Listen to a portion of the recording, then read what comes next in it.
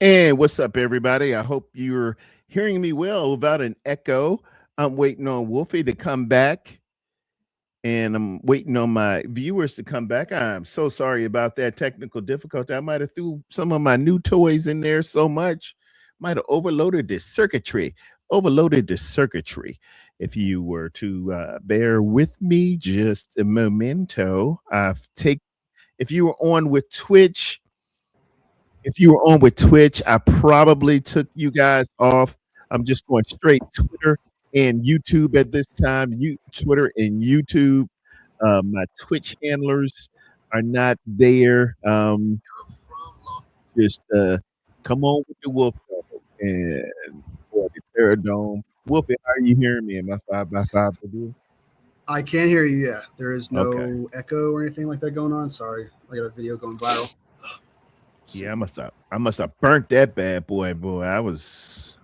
Yeah, I wonder what happened. What happened actually? I don't know. It was going really well. I was playing my new toys, and it said, "Hey, you're doing a little too much here, TD. You just told Brock don't do too much. You're doing too much with us." So yeah, we're gonna You shut it. were the NFL was trying to stop you because you're giving away the secret sauce on Jonathan Taylor there, man. Yeah, I must. Sabotage. Too good, you know. Let me, I gotta All stream this back. the only other thing I had was the blitz of these guys, man, and looking at Philip Rivers throw that thing, it was a little less to be desired there. Yeah, the way he throws he's you could definitely tell he's 44 and he hasn't Yeah, played. You could definitely tell. So yeah, he looked very Uncle Rico from. I love that. Yeah, that's right. That's a good. I love that comp. I remember that. That's a good comp right there. He looked I could throw real a quarterback. I could Rico here. watch me throw a football over the mountains.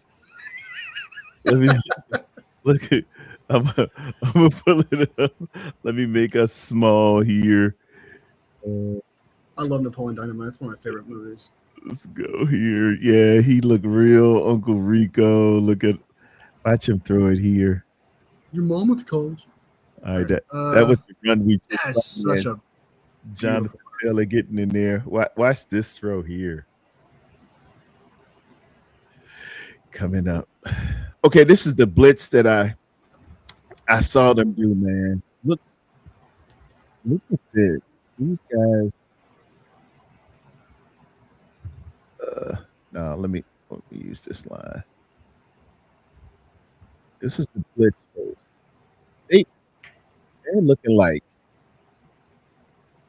yeah, they're looking like they got people just staring on down, man. And poor damn Darnold. Damn Darnold's looking at that like, man, it's a few of them coming here, and we ain't got but six in there. They looking like 1, 2, 3, 4, 5, 6 are coming, and one of these guys has got to get out into the pattern. But at the snap of the ball, look, they're rocking down, and then they pulling guys. So he's pulling out. Pause. He pulls out. He's kind of hesitant, but look at who they bring. Him and him behind it. So they overload the other side, man, which was a total different look than what it was initially, right? And they just brought the sink in on them. They were hungry, yo. Yeah, it looked like a bunch of hound dog savages coming in after that. I'm not lying. If I was Darnold, I'd be like, ah! Yeah, they shooting. They shooting. they all looking like, hey, this could happen. This could happen. This could happen. This could happen. And then he's coming in and he's looking like his guy, but they're gonna pull back two of them and and then send these guys from around the corner. two of them following in behind each other. And but Sam Darnold handles it, man. He still gets this on off, which is pretty impressive. That's why he called in a little help. He told Charbonnet, "Hey, why you out there, man? You come on in here, help out with some of this stuff."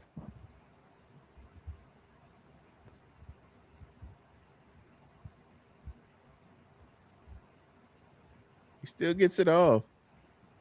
I may talk shit about Darnold, but I can never play quarterback. Man, yeah. You gotta be thinking in the moment, dude. You gotta be thinking in the moment. This thing can get ugly quick.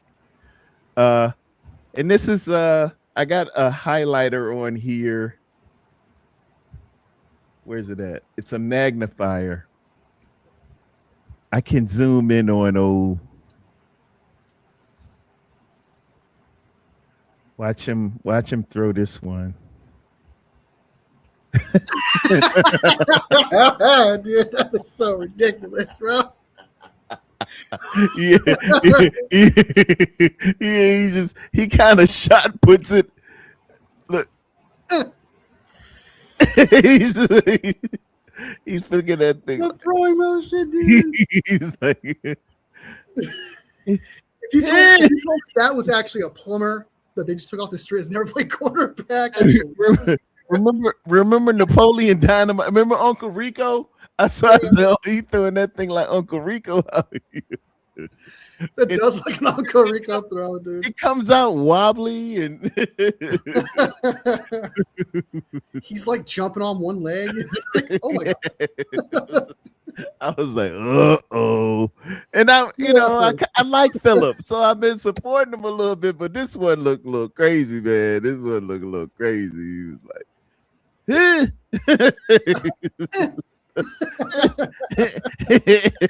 Pepperidge Farm remembers. No, I should look, watch it.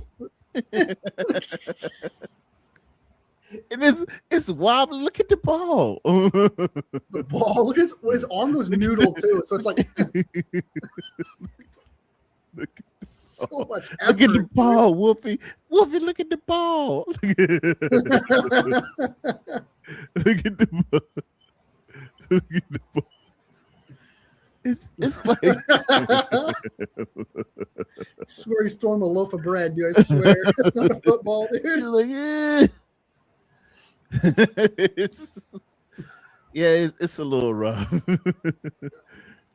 Sure, but he gets it out quick. He identifies the blitzes and he sees them and he makes it happen.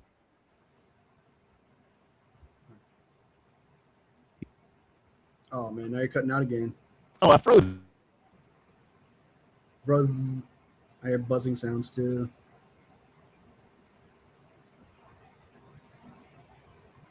We're having some technical difficulties once again. Hey, got froze up. Can you hear me? I can hear you, but I can't. You're frozen on your screen. Yeah, I'm frozen too.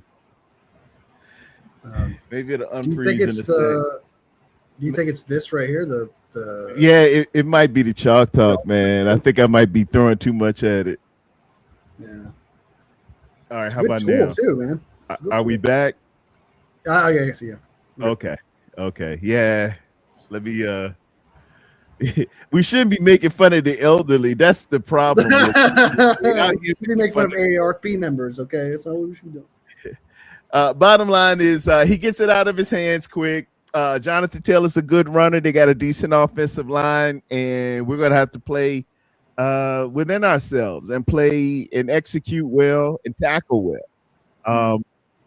Get your hands up because Philip Rivers prefers the shorter, quicker passers. It's obvious that this is going to be the game plan to get it out of his hands relatively quick and into the players, his playmakers' hands, and we got to address accordingly and get this victory and come on home, man. That's what I'm trying to do. Yeah, I I said this when we were trying to figure out the situation with the freezing up stuff, but I predict Jonathan Taylor is going to have like a big run, and one of them might even be a touchdown. But you need to limit him. You need to limit it. You're not guaranteed. I don't think it's a guarantee to stop a guy like this, right? With the D line that we have, I don't think it's a guarantee. But don't let it get in your head that you can't stop him. You need to go on there. Just try to limit him the best you can, and accept that sometimes he's gonna do things that's gonna make a couple people look silly. I think because he's just that good of a running back. It's kind of like like with a corner, like you got to have a short term memory. You're gonna get if you get burned, don't like think about that and get stuck in the past. And you got to move on. That's how I look at it. Try your best to stop him, but like don't let it get in your head that like you can't stop him, because then that's when it's kind of like when we said we know in the back of your head, but don't let it be on the forefront. So yeah, it's just needs to be the priority. Tackle well, get in the fit. He's had a couple of hard games against 4-3 defenses. I think if I could look back on the stats, that's probably something I should have did, because Seattle's running a 3-4. He had 77 yards against them, but if Tatum Bethune is, I feel better if Tatum Bethune is going to be good to go. Yeah. Well, once I know that's solidified, because he's all about getting downhill and making plays as far as a linebacker. While I'm crazy about Curtis Robinson, not the instinctive tough tackler that Tatum Bethune is. And you're going to need Tatum Bethune. You're going to need – is CJ West hurt? Yeah, he's been a ghost. I think he is hurt. He's been a bit of a ghost as of late. Let me double check. But I'm pretty sure it is CJ West injury. Broken thumb, but I believe he was still playing with it. Current status, he's expected to be back playing with the cast for thumb. No, he's not hurt. He's out there. Okay. That's kind of they had Kalia Davis in, and Kalia's not. He's he got turned a couple of times, and I prefer some good moments, but not consistent. He does, but I want a daddy. I want a war daddy on that. That what we call a fire hydrant kind of guy, just a war daddy. I'd like to see him in there a little bit more. That's. Yeah, I agree with that assessment. I will say this about the I will be very pissed off if, like, even if we win, if somehow Philip Rivers just torches our defense. I'll be very upset. I don't think it's gonna happen, but like, could you imagine? Like, we still win, but we get torched. That's we will be. Oh, they're gonna dog us, Wolfie. If he come out here and act up, 300 yards, 3 touchdowns. Oh, you will not hear the end of it. Oh Lord! Like you feel like you lost, especially by Rams fans. Oh dude, yeah. For sure, man. They're gonna have it's field day. Because now you'd be like, we're going to the playoffs against quarterbacks that can move and actually throw the ball. And then you're like, I don't think it's gonna happen, but it's definitely like it's football, anything can happen kind of type thought. Yeah, and that would kill me inside. They're gonna let you know. They'll let you know. That's why we got to get to them, man. We're gonna have to manufacture the blitz a little bit, and advantage to. Well, I can't call it an advantage to him because you've seen his throwing. He knows where to go with it, but he doesn't have that zip that he used to. He's got a little Uncle Rico. He made 1 or 2 nice little passes in tight windows. He likes the kid that we all like, Tyler Warren from Virginia. He went to Penn State. That he likes to throw it to him a great deal, which every quarterback should. He's a big tight end. You can find that 8-4 anywhere. You can find that big tight end. But other than that, man, it's going to be screens and short passes, slants, and he's going to try to uh, eat up where the blitz was vacated. Whenever you see the blitz coming down, if it's a linebacker, if it's that Sam, you go to where he vacated. If it's the strong safety, you go to where he vacated. And receivers got to do something called sight adjust to where you know they have to have a quarterback's mind to see where somebody's blitzing, break off their routes, and get to the spot in which they would have been had they dropped in the coverage. That gets deadly when you got a guy who can get that thing out there quick. But as you saw with the Uncle Rico uh, method of throwing, it, it can lob out there a little bit, Yeah, get some opportunities going, man. for sure, for sure. Yeah. So I it's gonna, like you said, it's gonna be tight end, running back throws, screens, run up the middle, left, right, wherever it may be. Maybe what, four or five intermediate passes, maybe between the 10 and 20. I can't imagine him throwing over 20 yards. Like, When I broke down the film, there were nothing 20 yards. There were 120 yards and more. and you overthrew him, right? 3 intermediates, but most of his attempts all within 5 and 10 yards. Predominantly within a lot of them on the line of scrimmage, screens, bubble screens, tunnel screens. And like I said, he's got active offensive linemen, and they got great feet. They move very well.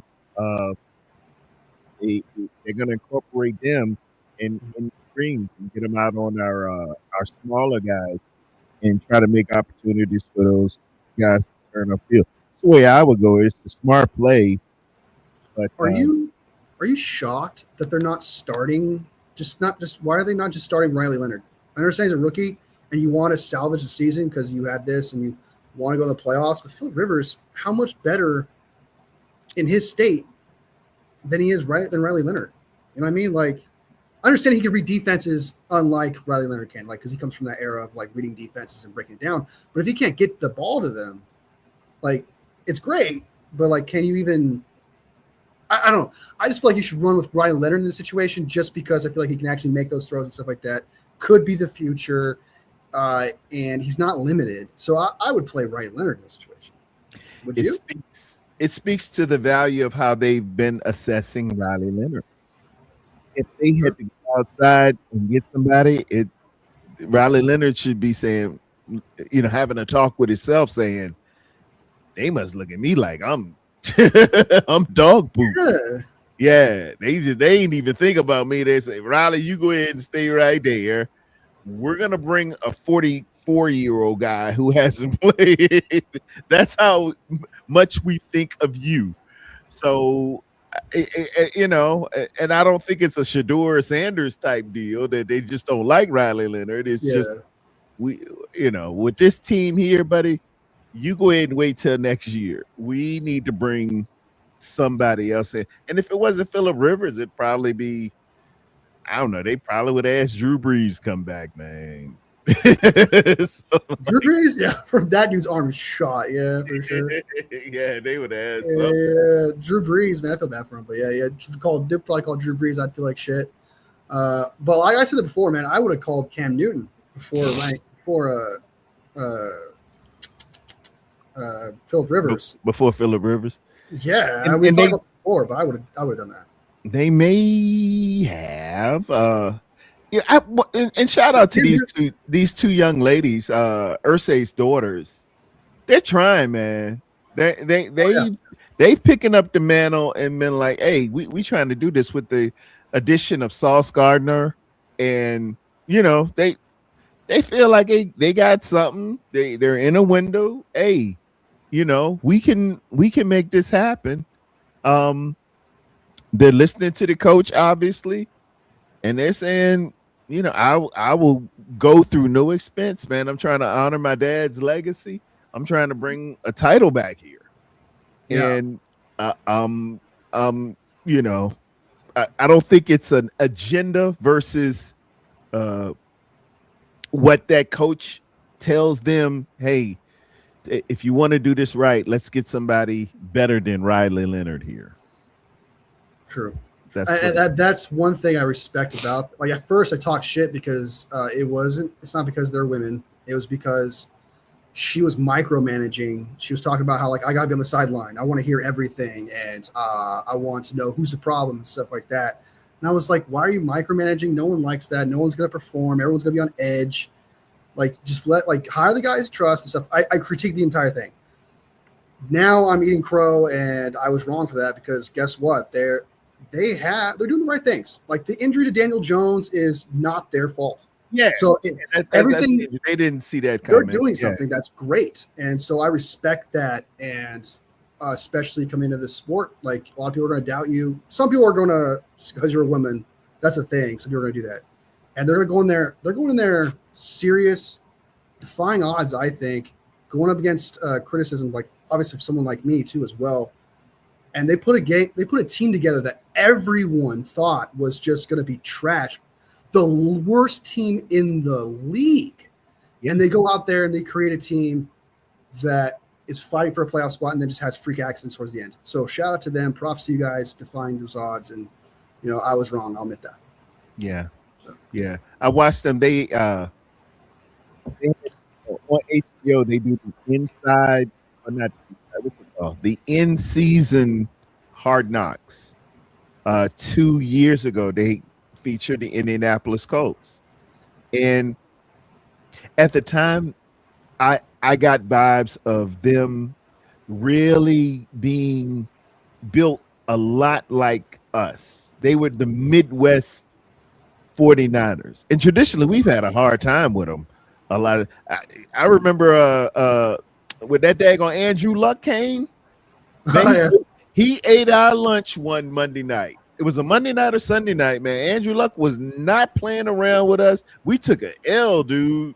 It was like a Super Bowl. I vaguely remember that, yeah. Yeah, he wasn't playing around. Indianapolis, and they're still kind of recovering, Wolfie, off of that because they were thinking Andrew Luck was going to be there for the next foreseeable future. Andrew Luck was a beast, man. Andrew Luck was that dude.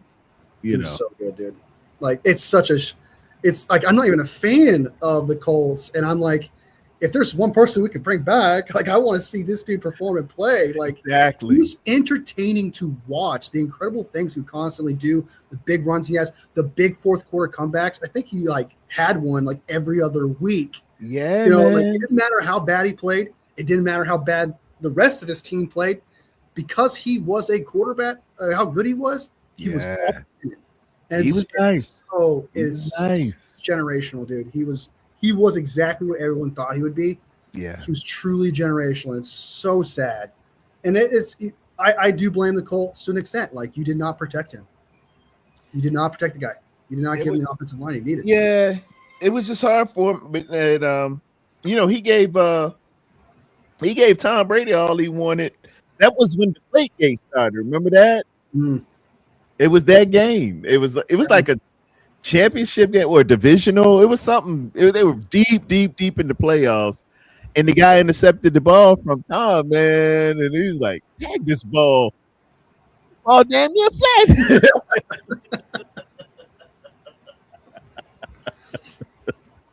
This ball damn near flat, man. What's going on with these people around here?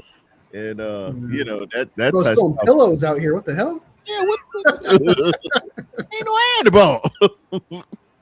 But they were good. And Andrew Luck was trying, man, but he was getting beat, man. He was getting beat up. The man made a decision. Similar happened with us with we had a great linebacker named Chris Borland from Boston College. Good. So good. Lord Jesus. That man could play. He was on a trajectory of like Luke Kuechly or Patrick Willis, man. He was good. He was going to be the next one. He wore number 50. And, it was like, small, hey. Dude, he was like 5'11" or some shit. Like he was like 5'10". Yeah, but he could shed those blocks and get in the hole, man, sideline to sideline. He could cover. He was heady. And You know, he saw that Retired. movie. He saw that movie Concussion. He was like, Yeah. nope. That movie comes out.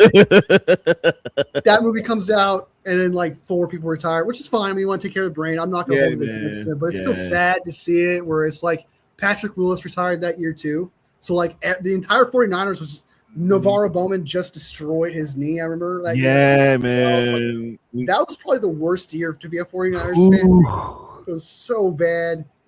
It was Because so bad. because he was set to be the next in the lineage. We weren't missing no linebackers for a little Oh bit. yeah. We just we would always just get linebackers. We would just get them, and we still do. We still are like that. But you know, I wish we could do the same with receivers and offensive linemen. But hey, it's linebacker you here. Yeah, dude, that's something you gotta be proud of. Like, no matter what, we're listening to. It's kind of like the Rams. They're finding wide receivers. We're finding linebackers like crazy. It's just kind of sad that in that one year we lost all 3 linebackers. Yeah. When we do lose them, we lose them. yeah. So that was a brutal year. I remember I lived in Washington at the time. I got so much shit from Seahawks fans. It was crazy, dude. Like everyone's like, your team's gonna fall apart. Your team's trash. Now I took it so personally. It hurt so bad. I'm a lot grown now where I don't take it as personal. But at the time, though, dude, I was like, I'm just trying to work, dude. I'm just trying. Like, I'm putting shit away on Target. I'm just putting shit away. Some dude out around the corner be like, "How's your nice day, man?" Yeah. Pissed me off, dude. That pissed anybody off. I know. No. Let me see if I can get the pick segment in here. You want to do a couple of picks? Well, the first one is down and dirty. I already got my ID. Yay, baby. Oh, no, let me take that off. That thing, that messes me up there.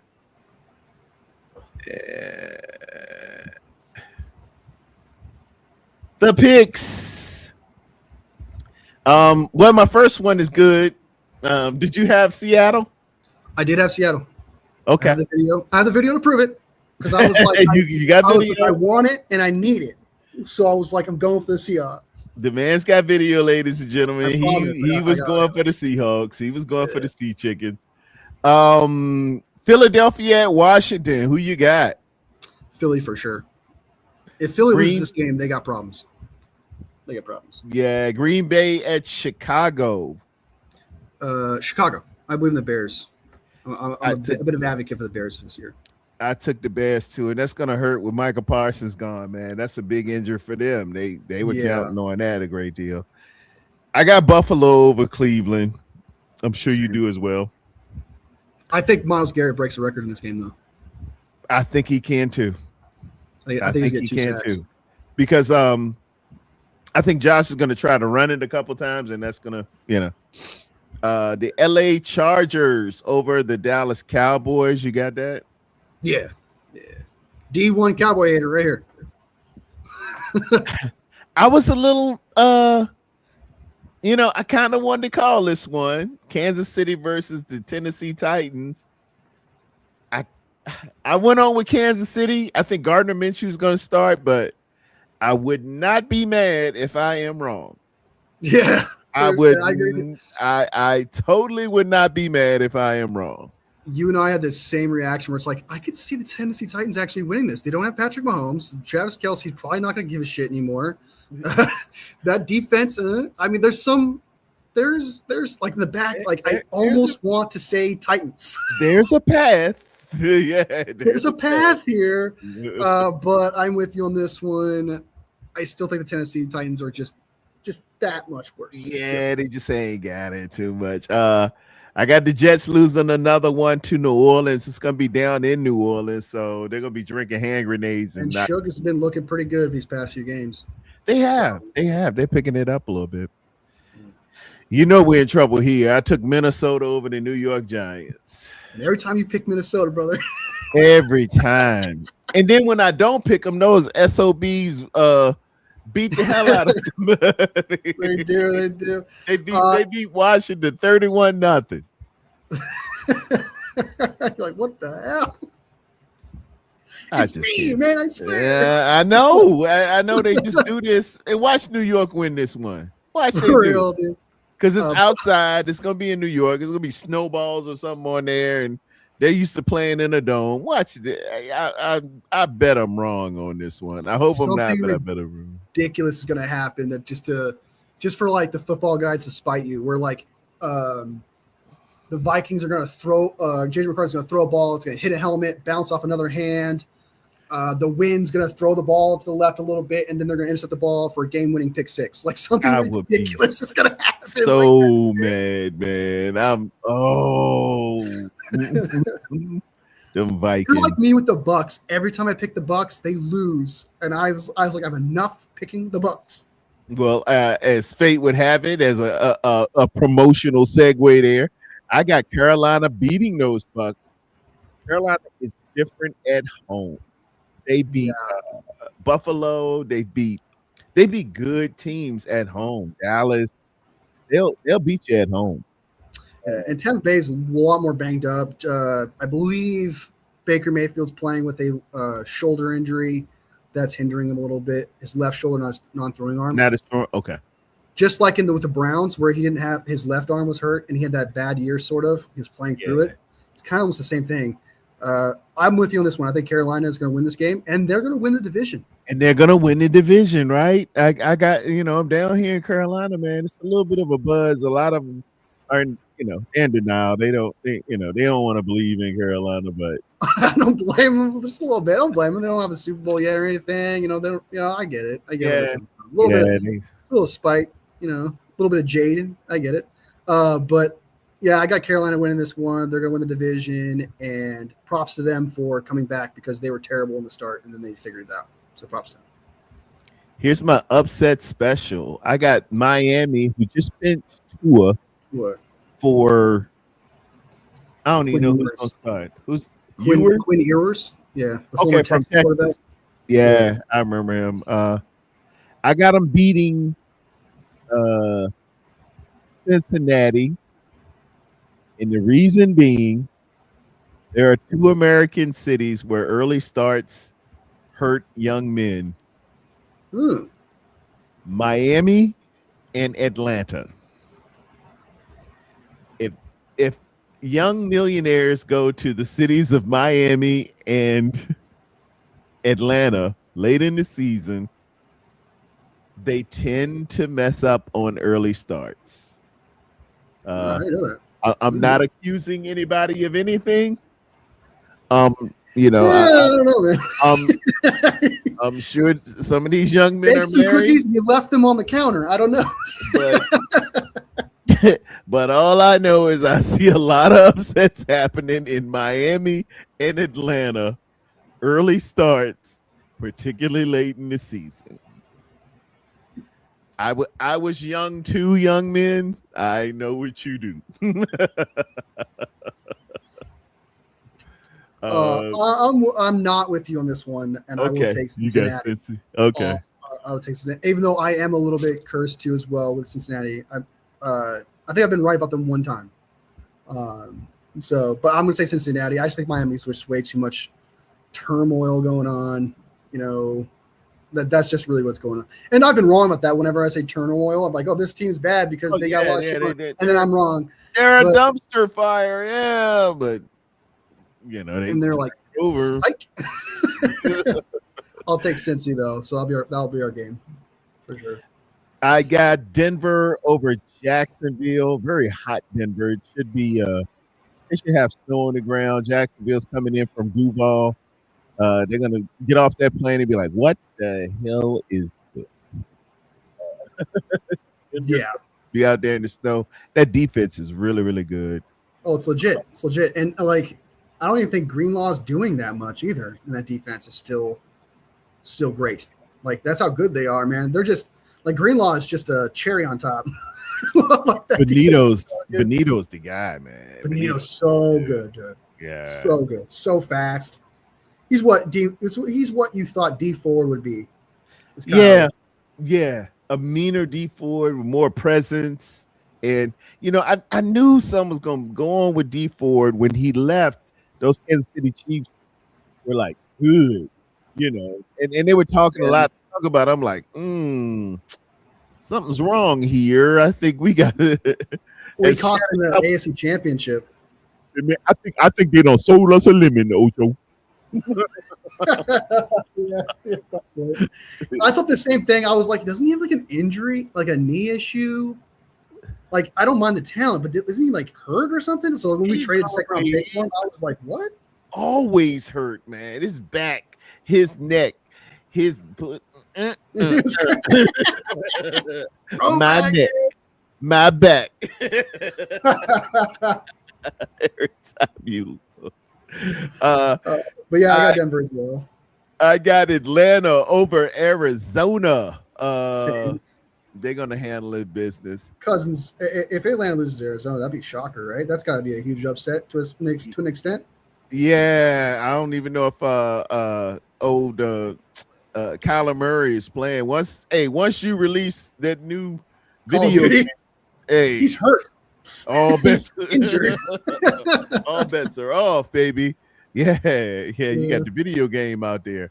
Um, this is a big game. Pittsburgh versus Yeah. Detroit, evenly matched. I think the spread is 3, but Detroit's at home. I think Pittsburgh is gonna really start trying to pick it up here. But I could understand if you went Detroit on this one. This one was a tough one, to be honest, just because the Lions are up against the wall. I believe if they lose this game, they're out of the playoffs because they have 7 losses. Wow. I believe they're out of the playoffs if they lose this game because I don't think they can afford 7 losses.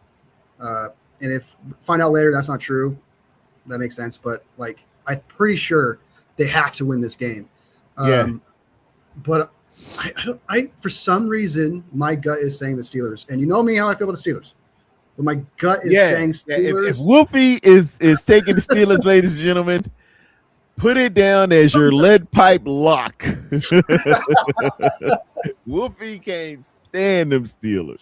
Yeah, it's how I feel about the Cowboys. If I pick the Cowboys, they should win that game. It's gonna, but I feel like Pittsburgh's gonna. I feel like Pittsburgh's gonna do their thing. I think the Lions are gonna try and do too much.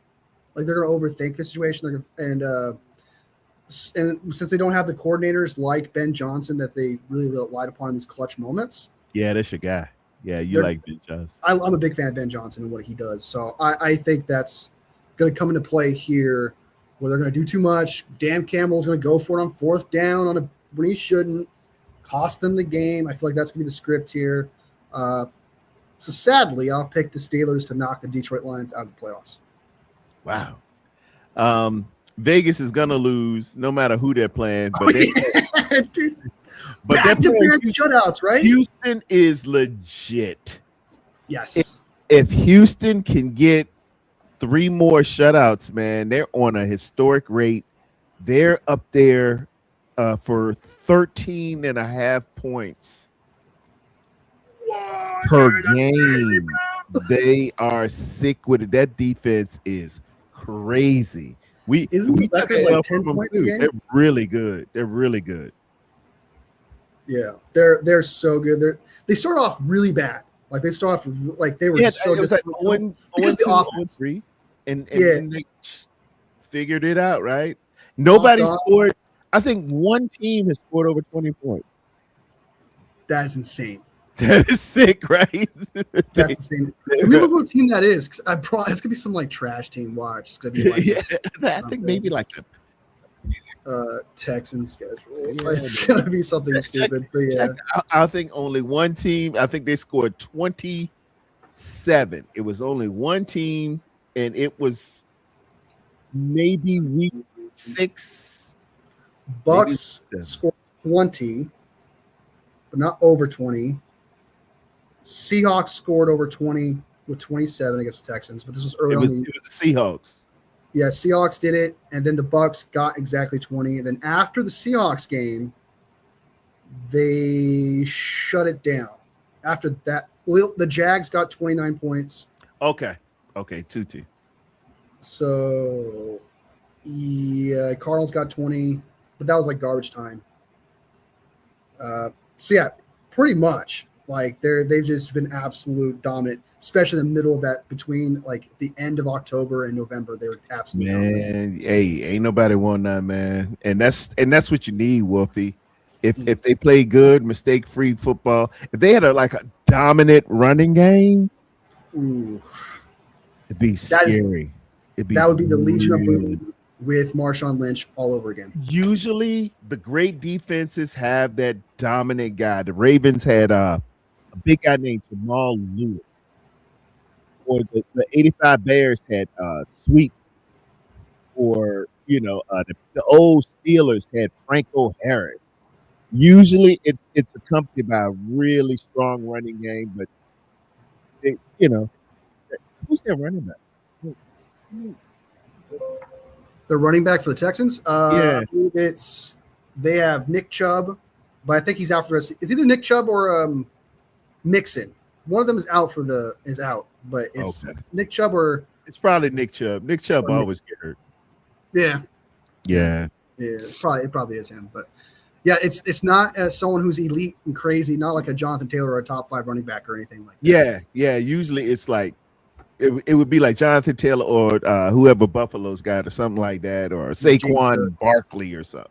Yeah, New England over Baltimore to me, even though it's in yeah. Baltimore, New England's just playing some really good ball, man. Vrabel is probably going to be coach of the year, not because Kyle doesn't deserve it, but because, you know, The expectation.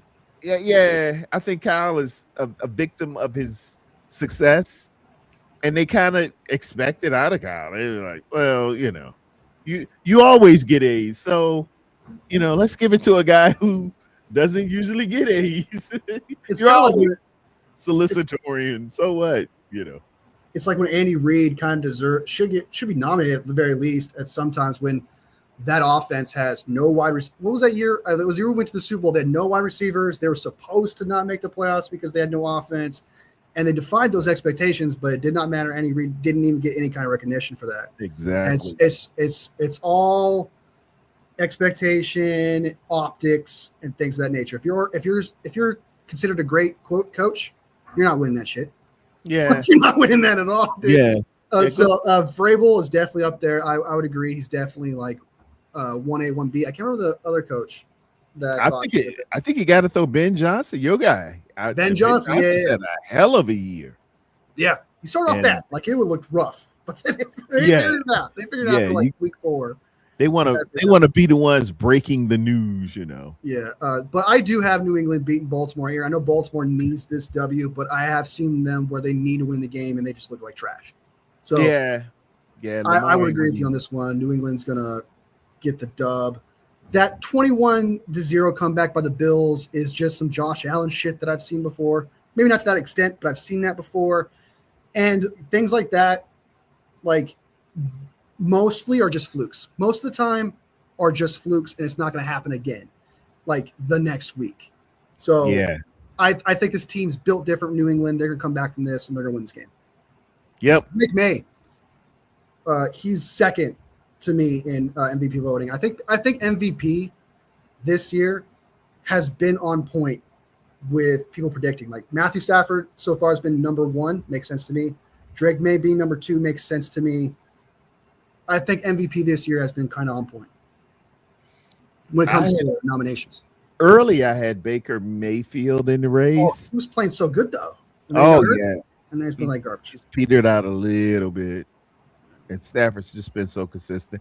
Naturally, I got the San Francisco 49ers probably by a touch. No, I got about 5 points over Indianapolis. I got a 25-22.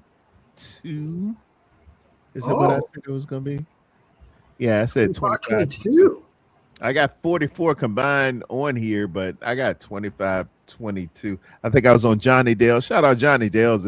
He's in the chat right now. That's my guy, man.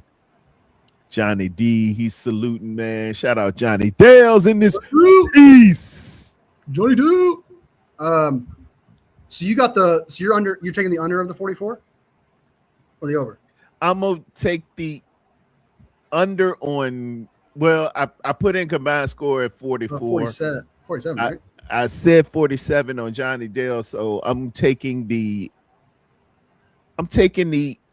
over on the 44. I usually don't take unders on something that low, but I will take the shot. I'll take a risk here. I think if I stick with my gut, if the 49ers don't do too much, I think they're just going to go out there, score 24 points, and they're only going to score like 10 or 13. Okay. So I think the 49ers are going to win by double digits. I think it's going to be like a 10, at least 10 point favorite. Two scored, I two ain't scores. mad at that. I So ain't mad at one bit. I'll take the under as on the tiebreaker on that one. I think we gotta stop Jonathan Taylor though, man. I know. I'm We concerned. Like gotta stop. you're right. You're right to be concerned. You're right to be concerned.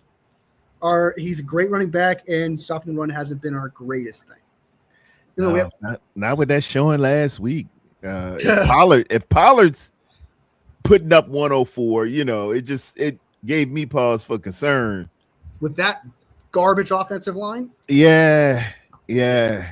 And then you got some pullers and some guys who do some, have great feet up there, man. I don't know. One I last thing don't know. before we dip, do you think that I forgot? Oh fuck! I just had a brain fart. Well, Oh, do you think people are kind of overreacting on the Brock Purdy? Like, I love the praise that Brock Purdy got. Like, don't get me wrong. I love the praise that he got against the Titans. Like, I really do. It's good that he gets credit for something for once. It yes. was the Titans. Like, I understand, but I feel like it's like, okay, let's go back to reality a little bit. All right. It was the Titans. A lot of running quarterbacks do great against the Titans. Give them credit for not choking, I guess. That's great. But it's like, is it that much of a praise? Like, am I being Quarterback too cynical here? quarterbacks shouldn't get as much praise as they do, and they shouldn't take as much criticism as they do as well. Okay. It was a good outing. It was some vintage Brock in there. Anticipatory throws. Uh, he improved in the fact that I lit him up after the what was that game? What was that 3 interception game? I believe that's the Jaguars. I think it was the Jags, right? No, it was recent. It was Before that, 2 or 3 weeks ago. 2 or 3 weeks ago, he threw three We interceptions. won, but he threw 3 picks. Like it was like back to back to. It was a Monday night. I was at work. Was it the Bucks? He embarrassed me pretty much. Panthers. That's right. Yeah, It was the Strawberry Panthers. It was Panthers. Carolina. Yeah, he just made J.C. Horn an All Pro that night, and he was just trying to just do too much. He was just throwing that thing down and deep coverage. It's okay to just throw it away.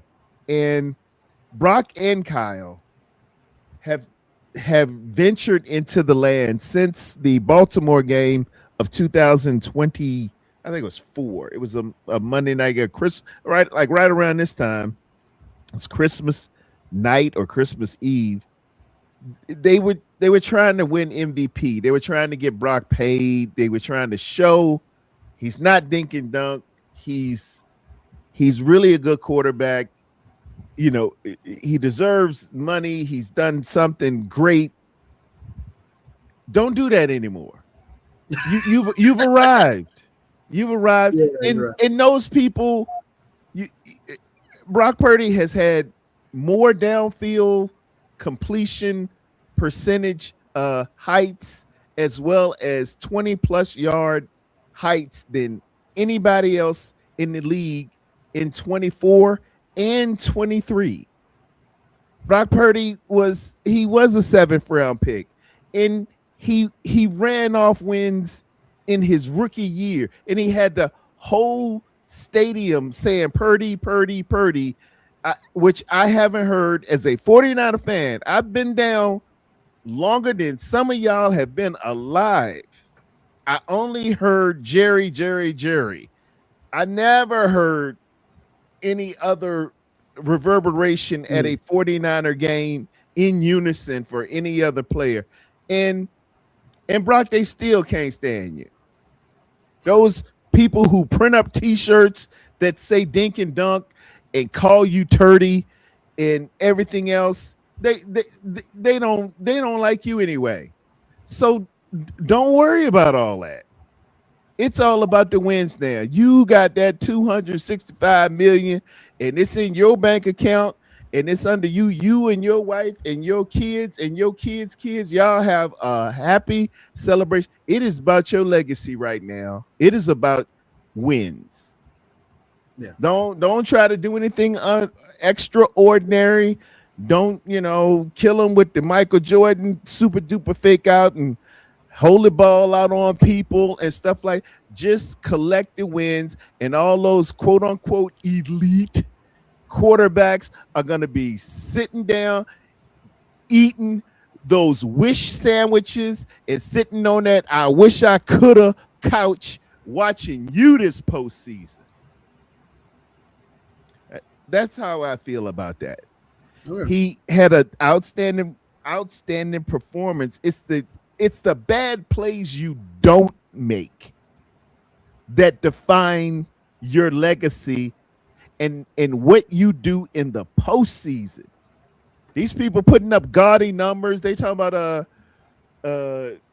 Joe Burrow. Joe Burrow has had some of the top elite wide receivers since college, dude. He ain't never played without. Do you know for that national championship, he had Justin Jefferson on one side and Jamar Chase on the other. Yeah, one of the greatest teams ever. Clyde Harris Hilaire in the backfield and Joe Brady calling it. But you hear the world say, "Oh my God, yeah, oh, he's so late. He's just late. He's just, Brock Purdy needs weapon. He needs the Avenger, dude." What? Joe Burrow got Tyler Higgins and Jamar Chase, and ain't been in the playoffs. Yeah, and complaining. I want to leave. Brock Purdy made Deebo Samuel's, well, no, I ain't gonna say that. Deebo Samuel was all pro with Jimmy G. Yeah. But until Brock Purdy came, Brandon Ayuk was not a 1,000-yard receiver. He was not. Yeah. George Kittle only had 4 touchdowns before Brock took over. He then had 7. George Kittle will tell you. George Kittle don't lie. That one thing about George Kittle. If you want an honest opinion after the presser, you talk to George Kittle. George Kittle will tell you he don't care about Kyle or nobody. He said, "Yeah, we need to run the ball more. What's wrong with running it?" Or he'll say, "Hey, didn't appreciate this and didn't appreciate that." Yeah. And without any remorse. If George Kittle tell you somebody got it, somebody got it. All you got to do is follow Kittle. And when Brock hit the Dougie and George Kittle lost his mind, he was like, "What?" He said, "You're so sick." you're That's all you need to know. Don't nobody else matter. The only people that matter is at 4949 Centennial Boulevard, and they wear jerseys and they wear hoodies, and they're in those meetings. Those little columnists who never played the game, who don't know how to put the jock strap on, who never put some thigh pads in, who never put their shoulder pads in the jersey before you put it on, they don't matter. Those ones sitting in their underwear, blogging and just typing and making up little cute nicknames and printing T-shirts, who don't know a cover 4 from Connect 4, they don't even matter. What matters is the people in that building. Let's lead the team. Let's get the wins. Let's get the W's. Let's get the legacy going. All those other elite quarterbacks is sitting at home. I They sitting absolutely at home. love. They making big money and they sitting at home watching. Oh my god! All you gotta do is like bring up Brock Purdy. You let him match, bro. It's like for you, dude. It's like you No, just go off, because if I go through it, man, bro. they supposed to be 49er fans and they always looking for the next guy. They like, oh Yeah, man, he ain't Dak Prescott. Yeah. Dak Prescott ain't won nothing. Brock Purdy done beat him head to head. yeah. That's what I was Twice. first thinking. Like he beat him like twice already, like three Twice times. I think in the actually. playoffs. So Own them. it's kind of like, dude, that's 60 ridiculous. million. That's what 60 million get you, Dallas fans. And I love Dallas fan. My mom's a Dallas fan. My sisters, my uncle, everybody love the Cowboys. That's good. You better give me Brock Purdy over some Dak Prescott. I am so sorry.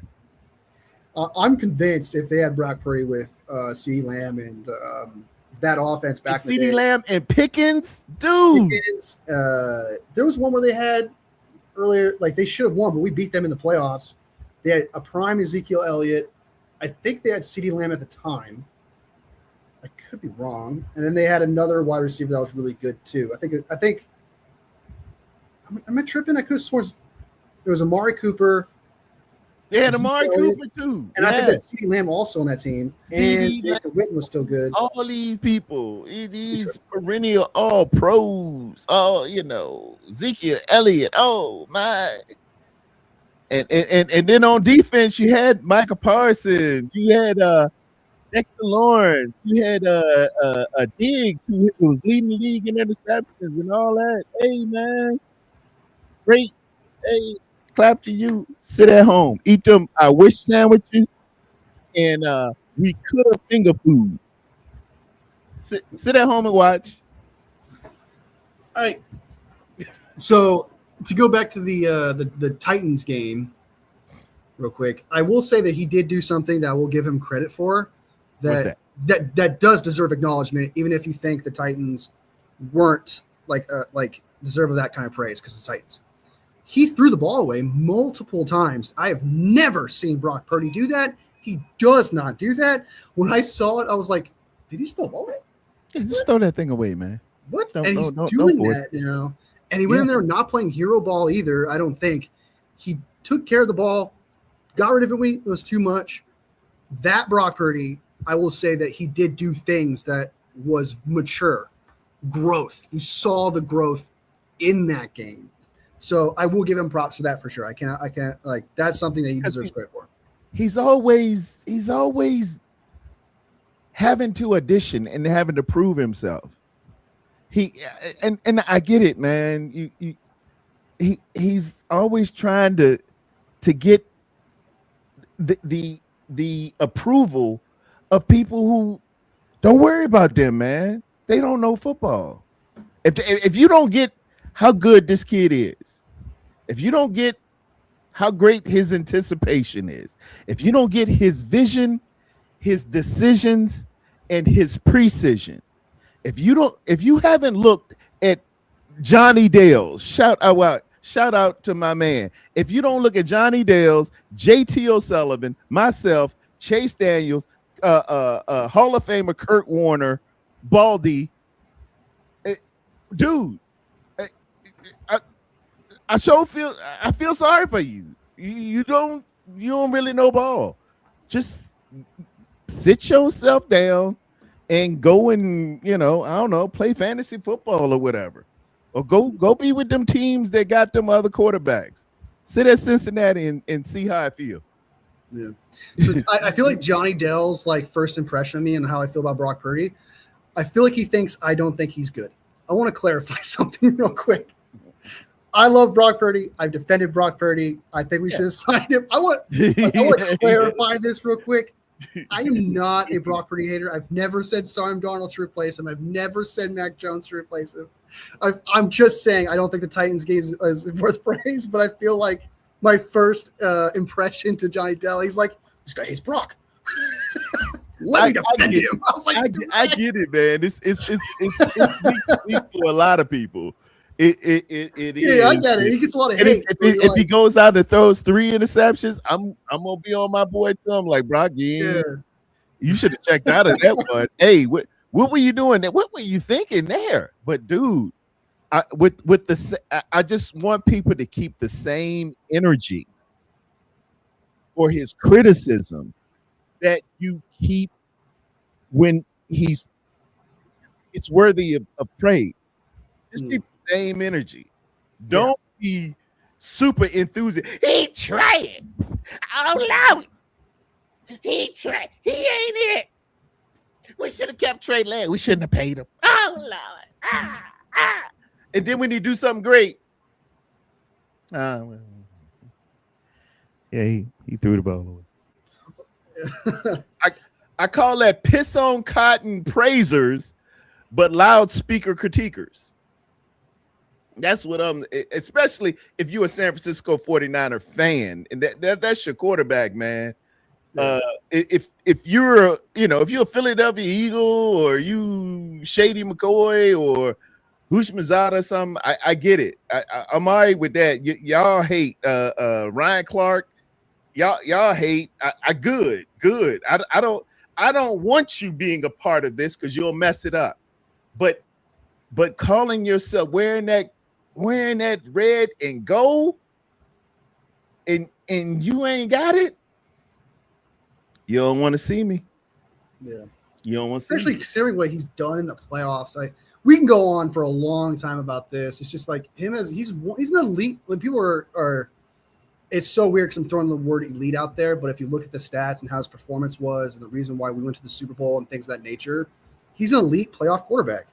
Like, he does elite things. He's clutch. And going in the postseason. Postseason's a different beast. It's a new season, like you said, It's yeah, man. a different beast. Yeah, dude. If other quarterback, let's look at his draft class since Brock Purdy. Let's look at 2022, include the Trey Lance draft class and Mac Jones, everybody. Let's look at them all. If they would have came in their rookie year,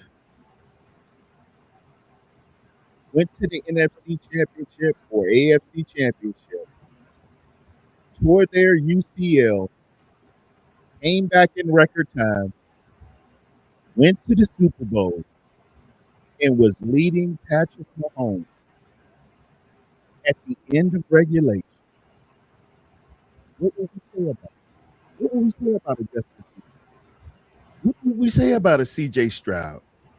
What would we say about the numerous Zach Wilson, Trevor Lawrence, Justin Herbert? What would we say?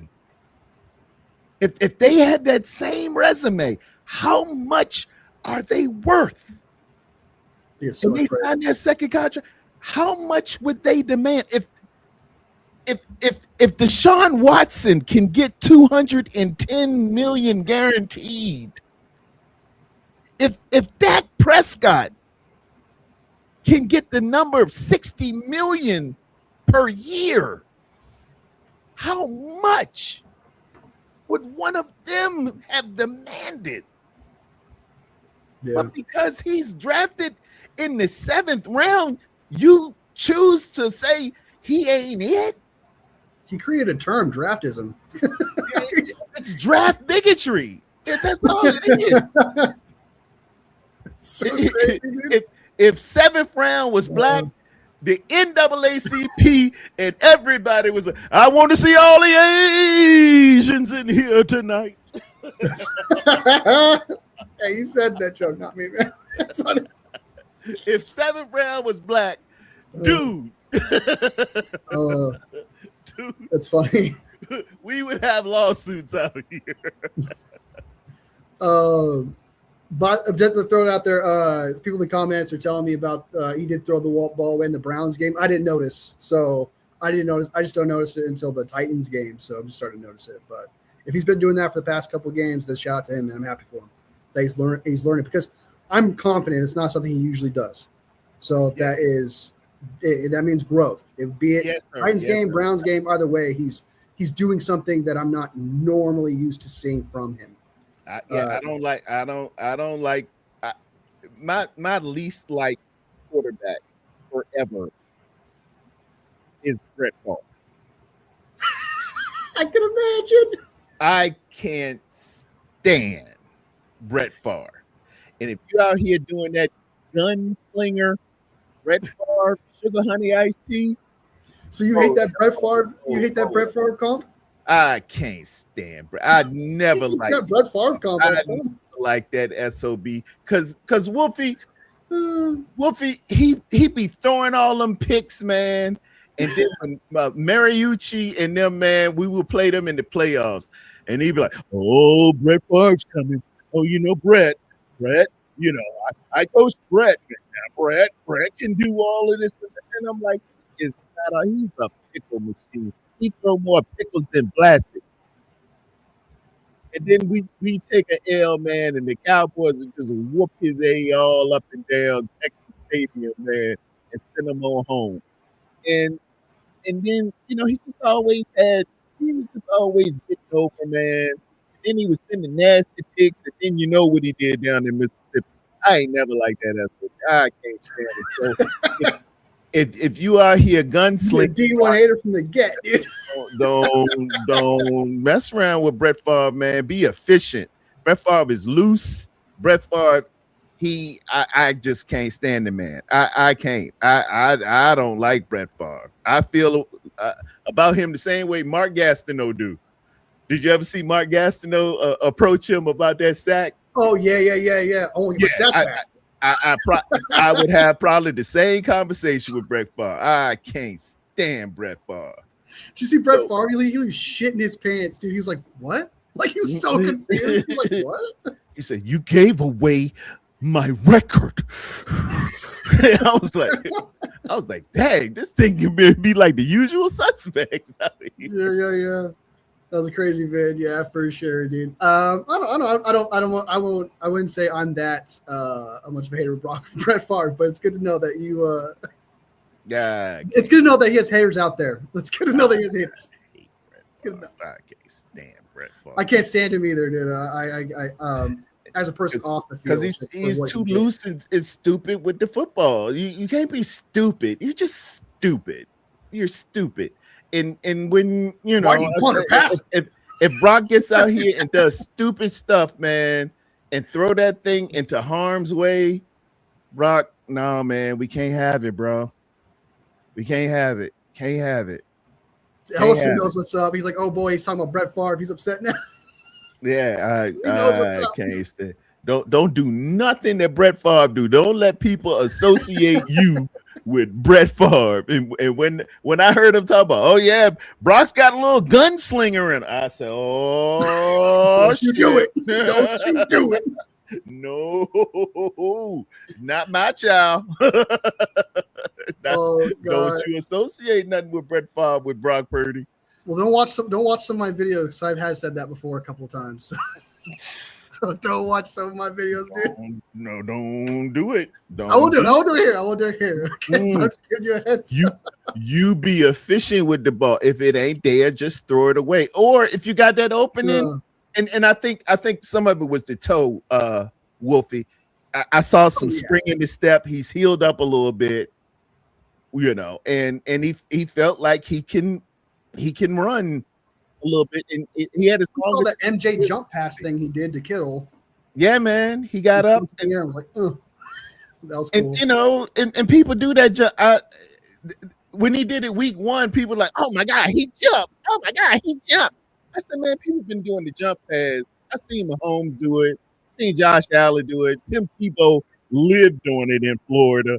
Everybody do the jump pass. It's because people see him.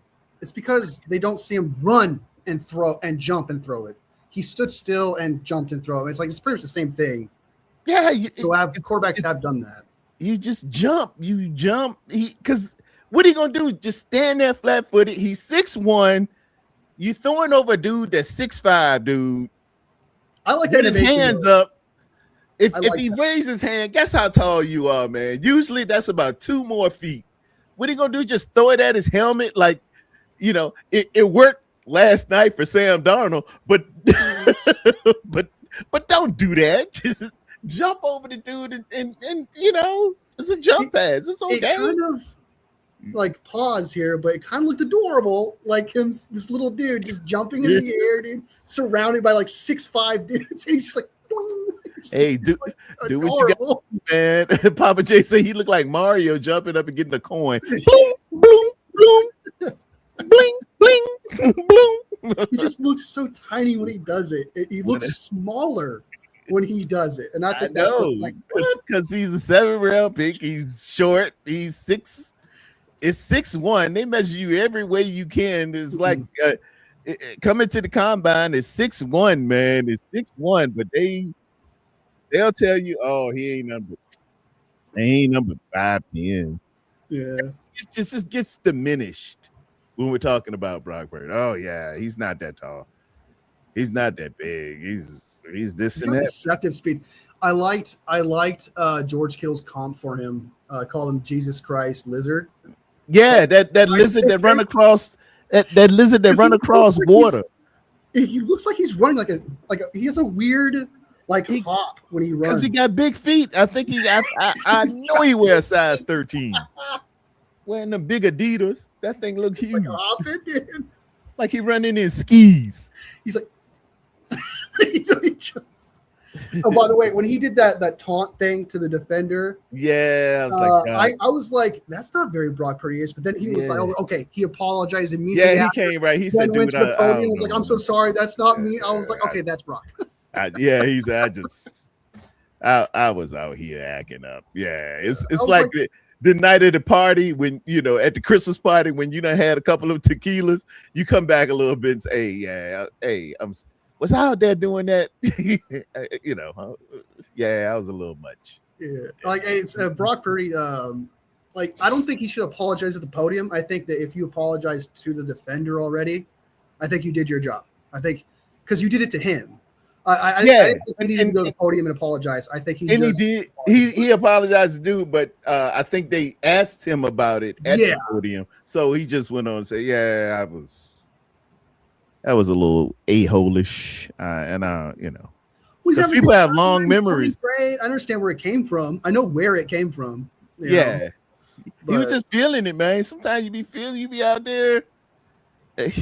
I've seen people in pickleball get out here. I play golf, dude. A lot of stuff will come out my mouth. I probably went a little too far on that one. like when if you're ever putting in golf and it's short, you always tell the guy, your wife play too, or your husband play too, because you were short and you're like, I shouldn't have said that to this. A little too much. For sure. But it's not like he went out there and like punched the dude or really took it too far. It was definitely weird seeing one. Like the look on his face of like, I'm winning. It's just so weird. Yeah. Brock people, man, this the NFL, not for long. Don't people, even though it might not be that guy, other people are like, yeah, wait till you do that with me. Just knock that ball out of his hand. Like Al-Shaair. You don't think Al-Shaair won't? Oh, Al-Shaair will lay him out. Al-Shaair will take that shot, baby. Yeah. I'm watching you. The moment Brock did that, and that was Al-Shaair would have stopped, right? And yeah. He did that, Al-Shaair would get angry, and I promise you he would tackle him out of bounds. Al-Shaair will. Even if he went out of bounds. Yeah, he probably would have handled it on the spot, or he'd be plotting and even after they retire, if they go in the Hall of Fame, and as Brock is putting on his jacket one day, Al-Shaair will come and hit him. Yeah. So don't do that, 20 years. Please. Yeah. Be selective when you do that. It's people who Papa J says, could that be almost taunting? I thought it was taunting. And I was actually it was. He could have caught he could have caught a charge on that one. They could have took 15 away from him on that. I thought at first, when I first saw it, I barely noticed it. It kind of looked like the thought in my mind was that he was trying to think the ball was over here So if the defender jumped towards the ball, he could pull it in and then go straight ahead. But then once I saw the angle, I was like, he taunted him. That was he wanted to go out of bounds. I thought there was like a instinct to try to psych out the defender of some kind doing that. But no, that was a full-on taunt. He was just feeling himself right there. And technically, it was the wrong hand, too. That was his inside hand. That ball's supposed to be on your outside hand, bro. So you're wrong twice, to tell you the truth. But that could have been bad. Like if Barton's instinct was a moment that he saw that arm come out and then just jump. And he would have smacked it. We would not hear the end of it, dude. You would have. Oh my god. Oh my word, dude. The social media would go off. That's why you use the outside arm. Oh word, dude. So yeah. but yeah. We need a tush push too, man. You know, we don't have a guy who's. I don't think Hughes checks that guy because obviously I don't think it works even with him. Brock kind of has the legs for it, sort of, not really. Yeah, he's a thickin', but man, he took we didn't try. We just did a quarterback sneak up in Minnesota that night that we got burned when we had the old coordinator. Yeah, and Brock took a concussion. I think he was dizzy for the rest of the daggone night. He was throwing that thing. He was different. Yeah. It's like, what the hell are you doing? And you could see that you saw it like it was clear as day the defender like smacked him in the head. It was if you're not dizzy from that, yeah. He was different after that. He was so different after that game. So I mean, Brock is not usually gonna do stuff like that. I'm sure he's gonna obviously learn from that and not do something like that, put the ball in danger and not even Brock is a very religious guy. He's very connected to Jesus and stuff like that. He prides himself on being humble. So I know for a fact he was his biggest critic in that moment. He was like, "That's not me." So I'm not going to do that. I'm not going to let that pride, human part of me, kick in. So and that's the problem there. Grant and Nick Wright, don't even listen to them dudes, man. They would obliterate. They can't stand you anyway. Don't try to impress them. We're not home. Strawberry says he's actually a great QB sneaker. Well, QB sneak is one thing, but I'm talking about tush push, where you're pushing the line with the ball and the defender. That's what Jalen Hurts does. He helps out the lineman, and that kind of makes me think, like, what if we pulled Trent? Why not Trent Williams? What? Put Trent Williams behind the line. Trent Williams behind that, man. Put Trent Williams in the tush push. That dude's a monster. You could do that, man. Trent will spin out of that thing and try to do a sweep. I want to see I want to see that Trent Williams motion thing again. I haven't seen it since like a year and a half ago or something like that. Run the tackle. Man. I would shit my pants, dude. I'd be like, dude. Oh my God. Dude, if you a corner and you see Big Trent barreling down on you, he got a couple of them corners in the Tennessee game too. He had a 95 rating by PFF. Man, that is, dude. I've been on the receiving end of that thing, man. When you see them big boys come around that corner, man, you don't want the problem. You be like Dion making business decisions. For sure, dude. It's many a fake hamstring when you see them big boys come around the corner. Oh God!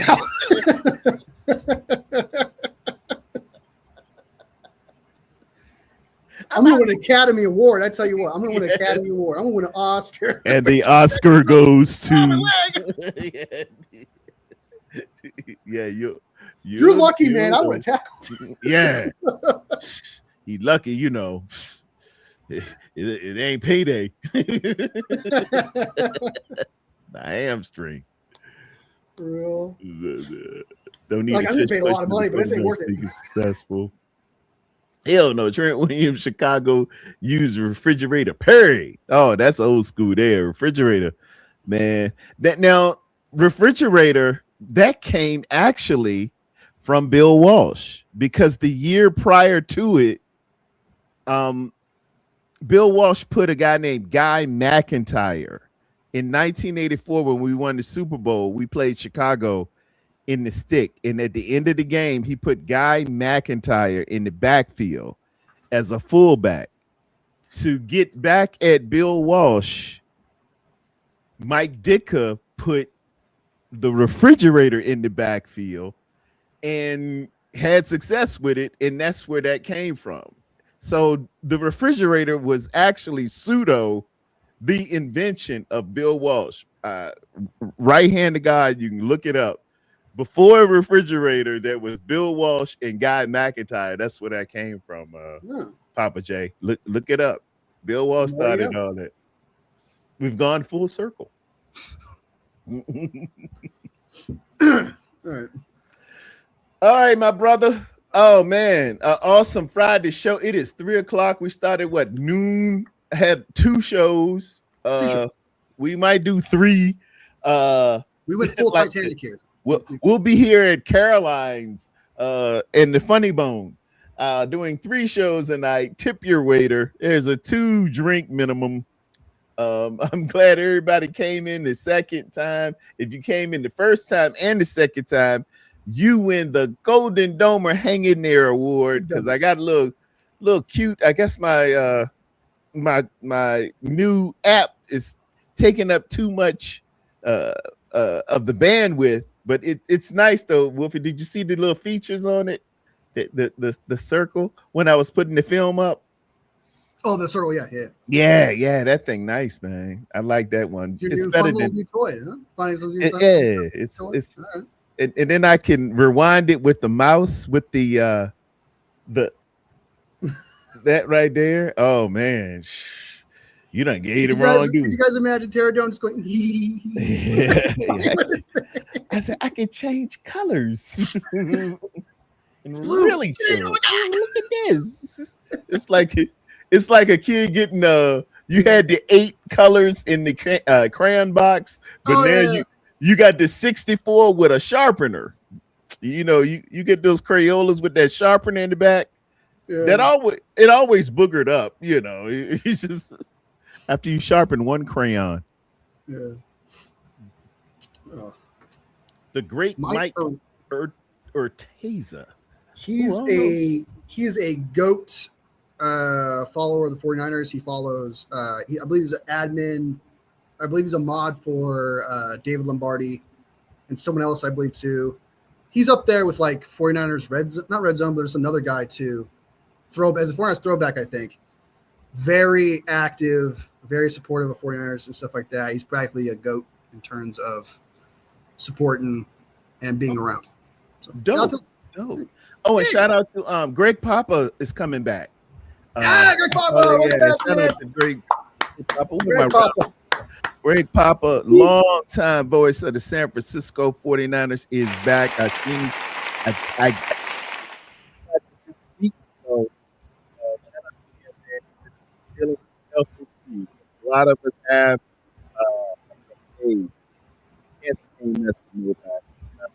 Any other health problems, there's one name that is above all, whether it's cancer, emphysema, COPD, no matter what, the name of Jesus, every knee shall bow, every tongue shall confess. You have to bow down to it, every demon, every trick, every plot of the devil.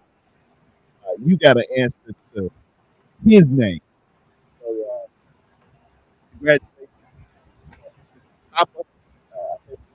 Long time success. I hope you get back to me and you so you can hear touchdown. Let's go. It's gonna be great to have him back, man. Yeah. He's so good. Hear that? Oh yeah, we in there now. Oh, it's all coming together. The finalists for the Hall of Fame is gonna be announced soon. We got who I believe is a first ballot Hall of Famer, Frank Gore. Roger Craig might get in there. I'm shouting out Phillip Rivers now because he has now entered back into there. So therefore, those votes to be cast to get those 80% will now, matriculate to a great one named Frank Gore. So it's all coming around full circle, man. I'm just saying, I see a path. That's all I can say. I see a path where great things are happening, and we're on the cusp. We just got to handle business. Phil Rivers also restarted his health coverage too with the NFL. I heard that. Yeah. The man got 10 kids, man. Get a man a break. He's got 10 kids. He did what he had to. So everyone says he came back for that reason. Even if it did, that's kind of smart because that is very smart because so even if that was a reason, dude. Healthcare and then stuff is supposed to skyrocket January 1. He read the tea leaves. He's gonna get an MVP just on the business acumen alone. Because for him, that's saving a bit of money, man. Oh, yeah. 10 plus you and the wife, that's 12. Good Lord. Well, now it's going to be 13 because he's coming back. So he's got to have a kid for every season almost. Man, he got a whole football team. Like that. Literally. He's got a whole football team. Everybody's starting. That's so good. It's the Tyreek Hill versus Philip Rivers kids. Because Tyreek Hill's a shit ton of kids too, man. It's a football team, man. I think he's only got like 6 or 7, so he can do 7 on 7. I can't do nothing but get in the big 3.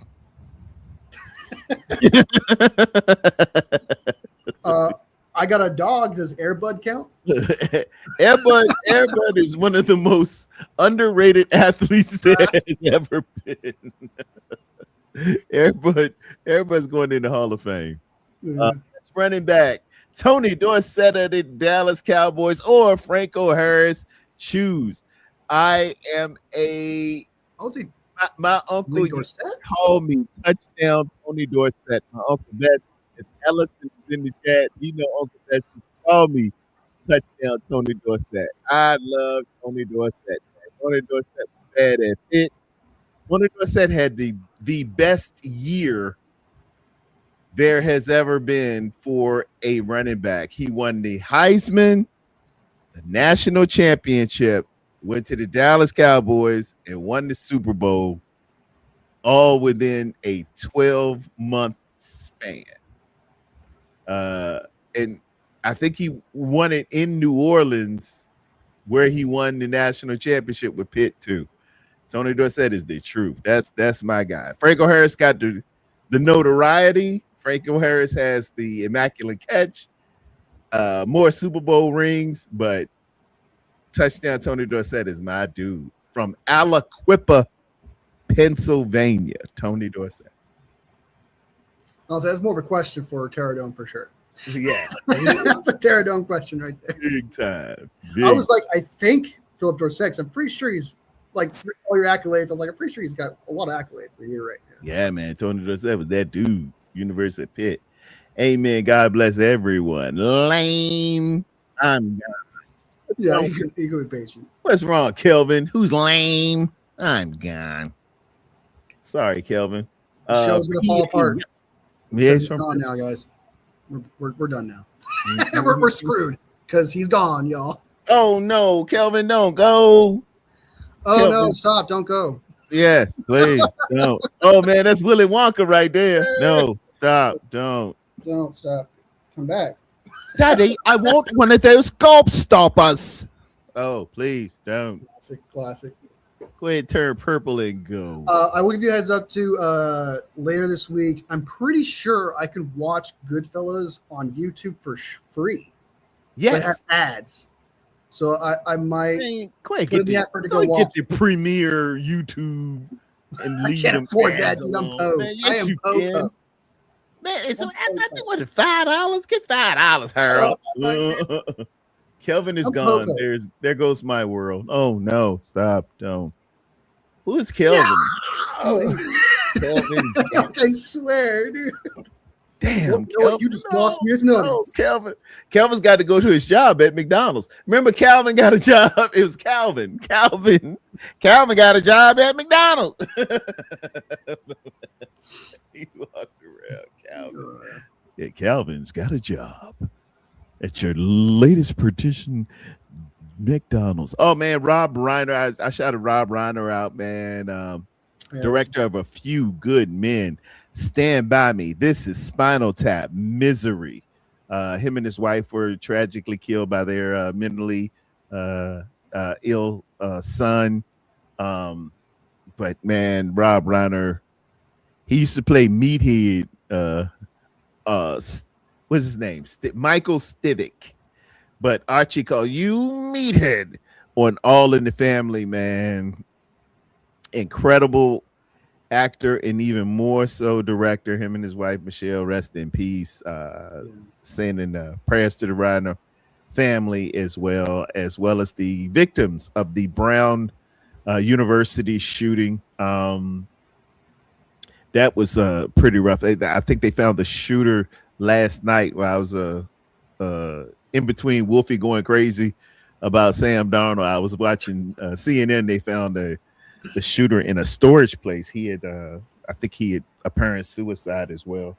yeah, Um, this is the reason for the season is the celebration of the birth of our Savior. And wherever you are in terms of spirituality, you know where I stand. In your relationship with the Father, you have to admit for if you're a non-believer to come up with a plan to hatch about 2025 years ago to bring this innocent child into this world for whom ever so shall believe in him will have everlasting life, and for him to sacrifice, die for your sins, and all things will be forgiven is a pretty elaborate plan based on its merits alone.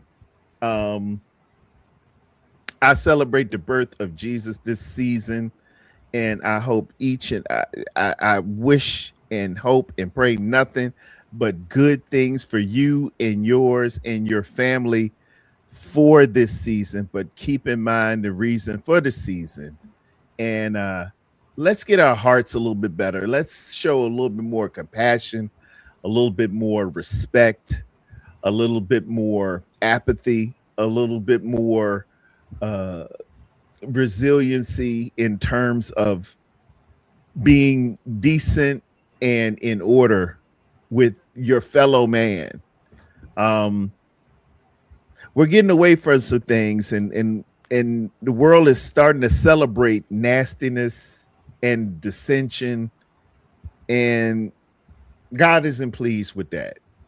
So whenever you have a time, whenever you have space, whenever you have opportunity to truly show the goodness of what God put into you, please, by all means, put that on display.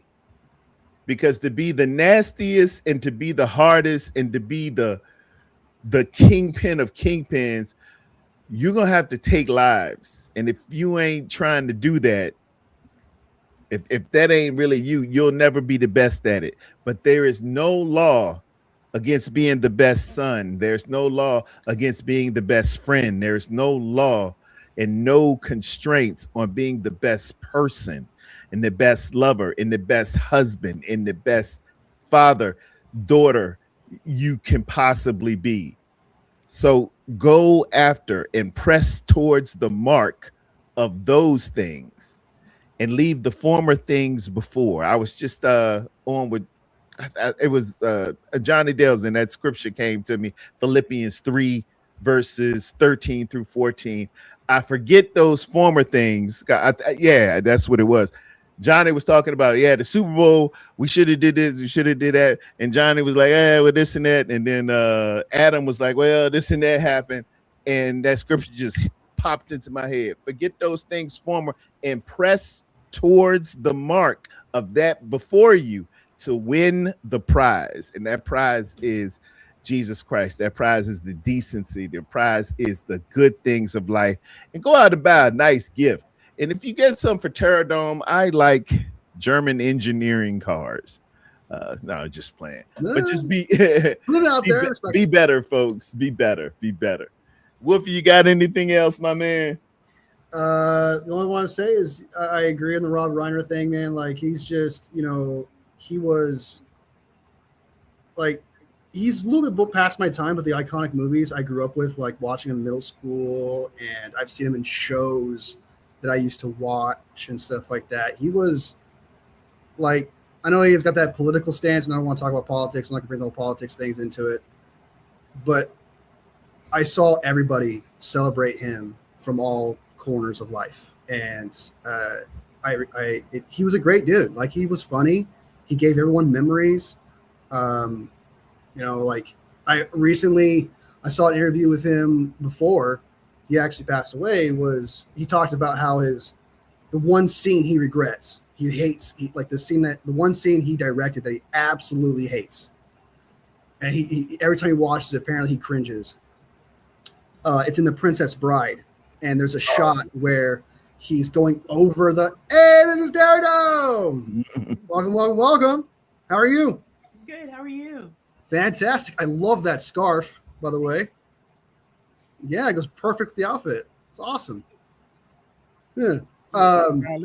What you're talking about? Princess Bride. Go ahead. Yeah, Princess Bride. It's a shot where the princess is on the horse and she goes over the bridge. Yeah. And there's a glare. It's like a solar flare thing. It's like a flare in the lens. Yeah. I thought it was a beautiful shot. I was like, okay, that's just to show the beauty of the thing. No, he says that no matter what he could do, that thing was constantly in there, and there's nothing he could do to get rid of it. Wow. And he says that he hates that every time he sees it. I thought it was a beautiful shot. I thought that was made to be like that. No, yeah, I thought that was so too. But no, apparently he did not want that, but he had to live with it, and so it apparently drives him nuts. Like he's got like an OCD effect to it. And I thought that was a funny story he told. Wow. But I thought he was a Princess Bride, man. Misery's a phenomenal. Like he was talented. Oh, he brought a lot of happiness to people, and hopefully in heaven, man, he's having a great time and living it up. Truly, because if there's anybody, man, it's kind of like there's some people out there, man, when they pass away, you think to yourself, like, if there's anybody that deserves to get in that gate, it's got to be him, right?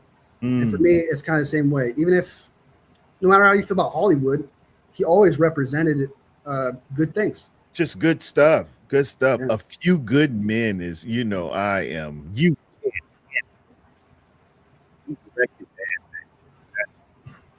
can't handle the truth. Yeah,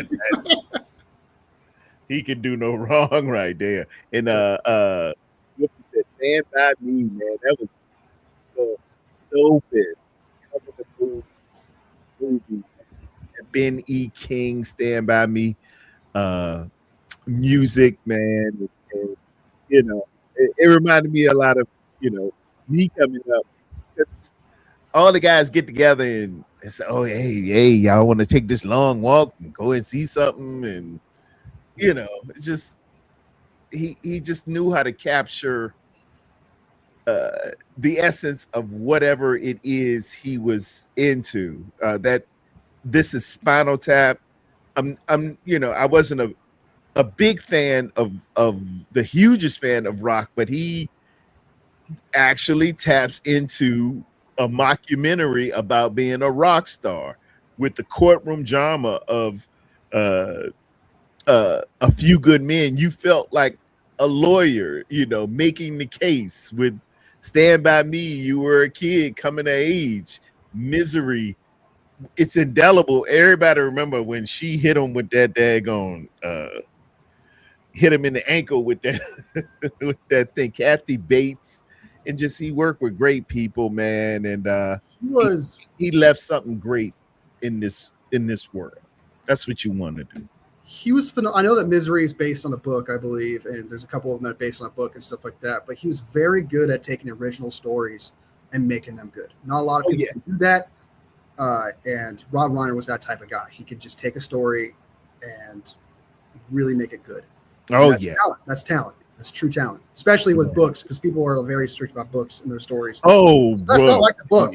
Yeah. Oh, yeah. So, Yeah. That's the props to first. him for I hate dodging going that. to a movie and then right outside, man, they have like book clubs out there. Well, I felt when Where was when that scene?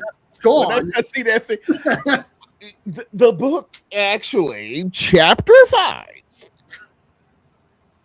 This was not that, you know. but Yeah. but when you have to condense it a great deal, and you and I know, making clips, and we do production on a daily basis, like your shorts and stuff like that. You get a genuine appreciation for a director, an editor, trying to Not put easy. stuff out. It can be difficult, yeah. Yeah. Like something freezes up, you have to start over. No, dude. Frustrating, dude. I hate that so much. I'm like, screw it, I'm done. Not do this video.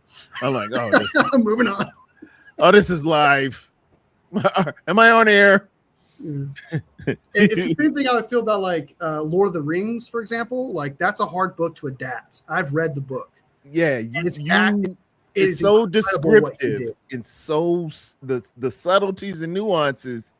You got to find out, what's important, what's indelible, what's the shortcuts you got to make. Fudge a little bit. We got to move it along. Clip this, clip that. You got to add scenes to make a shortcut that's not in the book, so people get something about that. Well, that didn't happen in the book.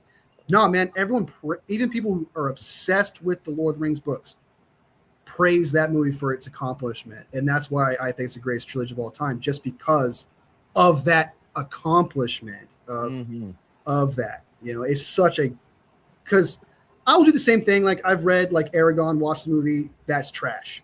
Okay. There's a few other books I've read and they turn it, I'm like, okay, it's all right. Like I've read Twilight, I've read Hunger Games and stuff like that. And there's differences and stuff like that you could pick at and be like, okay, that's not right.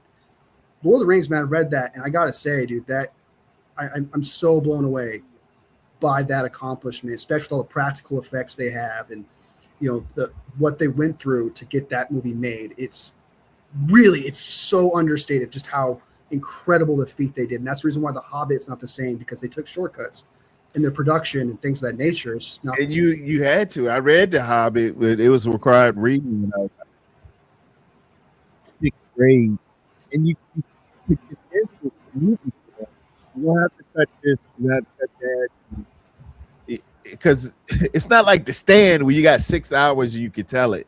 You're like, oh, this will explain that, that'll explain that, and boom, the end, hit the credits. It's not easy. So good to make everyone happy, super hard. Yeah, it's real talent in this earth. Yeah, the editing though. To go back to the editing though, just real quick, man. I love it, but I hate it at the same time because you can create a fun thing. But like I said, come back to the glitches thing. I'm taking this opportunity to kind of complain a little bit here, I guess. But I hate it when I'm making the TikTok thing, and I'll add a clip to it. It will glitch, and all of a sudden, the video that I made on the TikTok and the video I made on my phone, they will overlap, and it'll ruin the entire thing. I cannot fix it. If I take away the video and then I go back to it, it will save the audio over the video and I have to start all over again. And I just got done spending 30 minutes. It's like, no. Can we go pain in the ass? A lot of those videos where I'm acting, man. Wolfie be playing multiple characters, y'all. If y'all ain't on it, man, Wolfie will cut out them shorts. Wolfie, he's like talking to himself. What? No. Are you kidding? Be Spider-Man. I'll be Spider-Man. Very expressive too. Crazy. I try to. I'm not to toot my horn, but I used to do theater. I used to act a little bit. Where's my little? I saw a drama major in there. A little. I can. And it's a talent of mine. Wolfie and the Players.